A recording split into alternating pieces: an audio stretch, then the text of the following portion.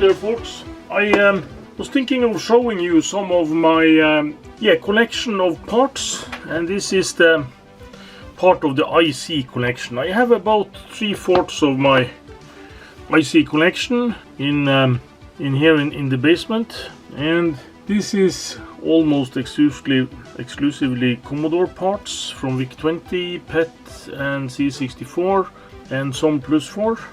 And this is more C64 parts with some 4000 series logic besides, and I also stuck in some other things, but this is, yeah, you have some ROM chips for VIC-20 among others here.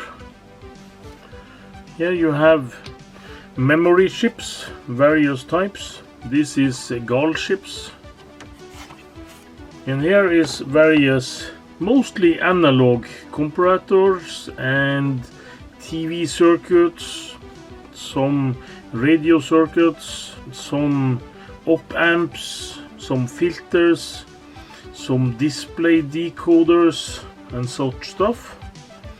And here is, yeah, Yamaha EM3812. This is the chips for the AdLib sound card. I have 8085 CPU.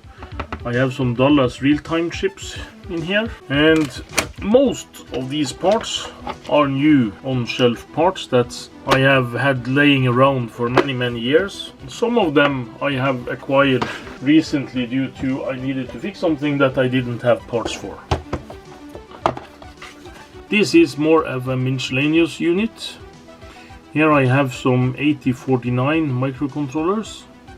I do have some chips here that is logical controllers for specialized equipment. Some of these things I will never have use for.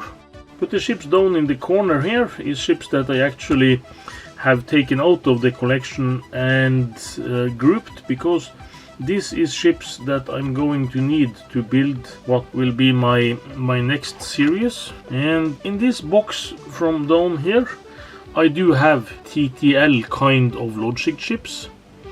On this side here I have the 573s, 574s in HCT, LS, 573s, 393s, and these are all sorted mostly after their numbers. And I do have a lot here, but I do have another collection of TTL chips. I do have some in tubes too, because I bought some tubes back in the day and I have not emptied out those when I have other sources. So I do have this box here, and first we might take this box here. This is from 74, 00, 01, 02, 03, 04 and 05, 06, 07, and here it's 8, 9, yeah, and then it jumps to 26. And why is that? Because I've counted wrong, because this was an 11, this is also an 11. There might have been some mishaps in the sorting over the years. Let's see on the bottom here. Yeah, this is a 10, an 11, 14, 16, 20, 26, 27, 30, 32, and 37, 38, 42s, 45s, and 55s. And this is HC, LS, and it's some ALS, and it's also some HCT. So it's a mix, and this is a stock where I mostly have this from my brother, and I also have some from way back. And this probably starts where the other one left over. 153, I will check. No, this is the one that starts over from that one. It starts with 74s, 75s, 76 probably, all the flip-flops and counters. This was actually an 85, 86, 90, 92. Here we go to 21, that's probably a mis-sorting again. Yeah, because here there are some 21s and 107s, 109s, 112s. Yeah, and all the way up to 151 on this, and that's why it starts with 153 on this one.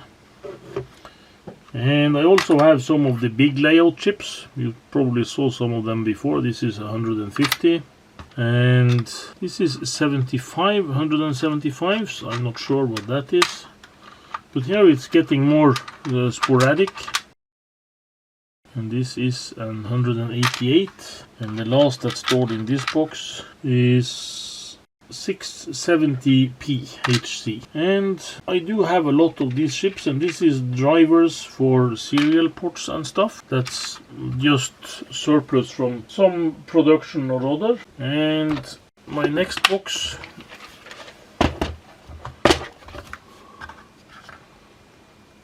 is this my next box, or is this the one that's coming before it? This is, yeah, this is from 221 and all the way to 293s. Some empties and some extra 193s and 174s. And there are some rare chips in here. Among others, I was looking for the 273, it's here. The 266 is here. Some rare chips that you not find in every connection because they was used to some specific purpose from where I got those. And here you have the 373s, and the 373, this is the ALS version, and I also got some HC and some F version of this. This is the chip I have the most. I think I have 3 more tubes of this, in addition to I filled up the other box that we saw and this cage here.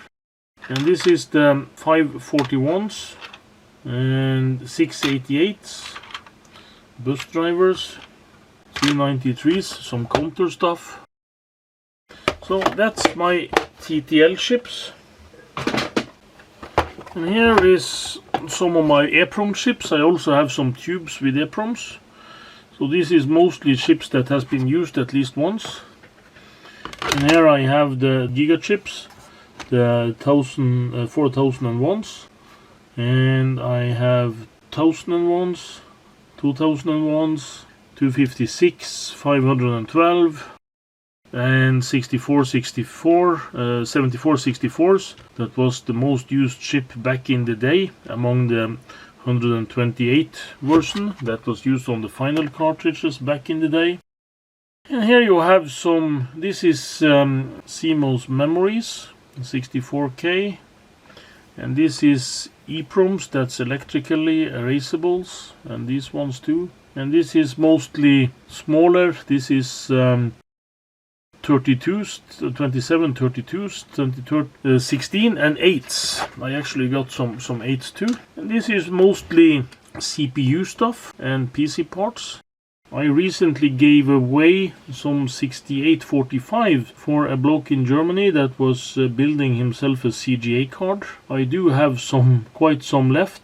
I do have some more that I already took out of this box. And I also have the MOS version of this, the 6545. I have at least 3 of those.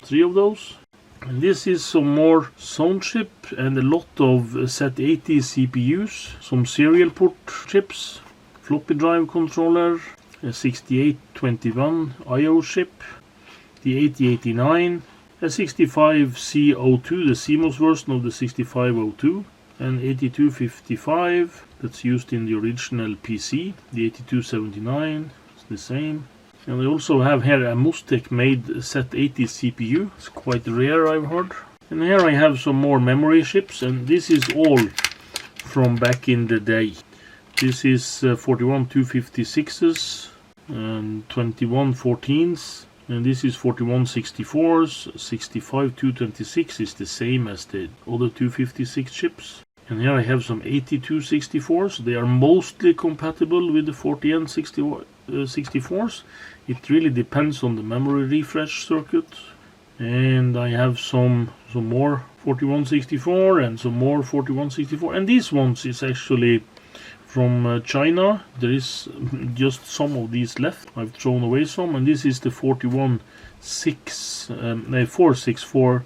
That's the 4-bit versions that used in the newer Commodores. And I also have some other spare chips. This is a floppy controller. That's also a floppy controller. And I store these in these boxes stacked 4 high, and it's reasonably easy to find what I need, but I do need to make some database of what I actually got in here. I also have this box here, and this is chips that I have picked out to use in my next project. And if you identify some of the chips, you might be able to guess what's next on this channel. Please write a comment below if you are able to guess or want to guess what that next project will be.